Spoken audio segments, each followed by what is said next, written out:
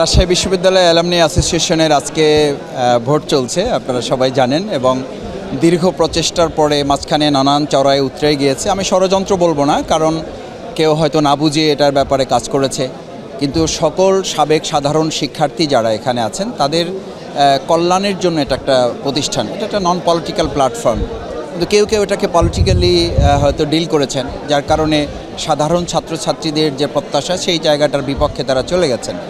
কিন্তু প্রশাসনকে আমরা ধন্যবাদ জানাই যে রাজশাহী বিশ্ববিদ্যালয়ের ভাইস চ্যান্সেলর সহ অ্যালামনি অ্যাসোসিয়েশনের সাথে যারা দায়িত্বপ্রাপ্ত আছেন সংশ্লিষ্ট সকলে অক্লান্ত পরিশ্রম করেছেন এবং তাদের একটা দৃঢ় মনোবল ছিল এবং একটা সাহসী ভূমিকা তারা নিয়েছেন যে বিভিন্ন রকম প্রতিবন্ধকতা থাকা সত্ত্বেও তারা মনে করেছেন যে বিশ্ববিদ্যালয় বাংলাদেশের একটা সেকেন্ড লার্জেস্ট কোনো ক্ষেত্রে এটাকে এক নম্বর ইউনিভার্সিটি বলা হয়।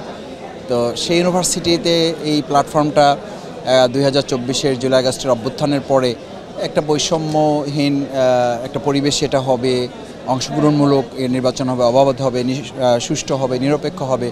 সেই জায়গাটা আমি এসে আমার খুবই ভালো লেগেছে যে এটা আমার নির্বাচন মনে হয় না, এটা একটা ঈদের মতো মনে হচ্ছে আমার কাছে।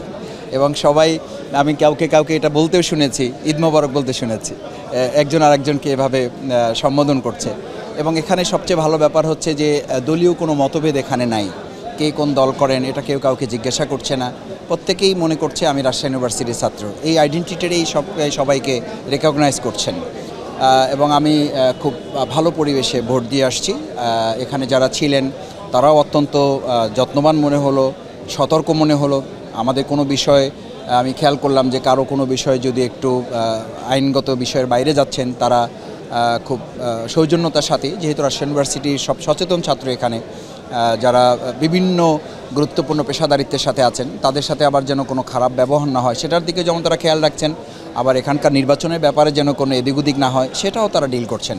এই জন্য আমার মনে হয়েছে যে আলহামদুলিল্লাহ খুব ভালো পরিবেশই নির্বাচন এবং উৎসব মুখর পরিবেশে সবাই খুব শান্তিপূর্ণভাবে নিরাপদে এবং তার পছন্দ মতো সে ভোট দিতে পারছে। প্রত্যাশা হচ্ছে আমার প্রথমত তিনটা কথা বলি আমরা তো এখানে ইউনিভার্সিটির ছাত্র, আবার সবাই রাজনীতি সচেতন মানুষ, সবাই রাজনীতি সচেতন। এখানে আমরা রাজনীতিতেও একটা কথা সবসময় বলি, জয় এবং পরাজয় দুটো একসাথে মিলিয়ে আমাকে কিন্তু চলতে হবে। সুতরাং আমি প্রথমে আশা করব যারা বিজয়ী হবেন তাদেরকে আগাম কংগ্রেচুলেশন।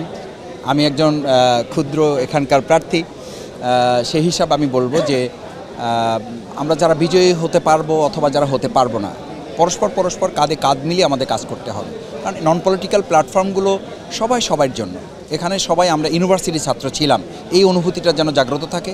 দুই হচ্ছে অ্যালামনাই অ্যাসোসিয়েশনটা হচ্ছে সাধারণ সাবেক শিক্ষার্থী যারা, তাদের প্রত্যেকের এখানে বেশ কিছু অধিকার আছে, বেশ কিছু তার প্রাপ্তি আছে।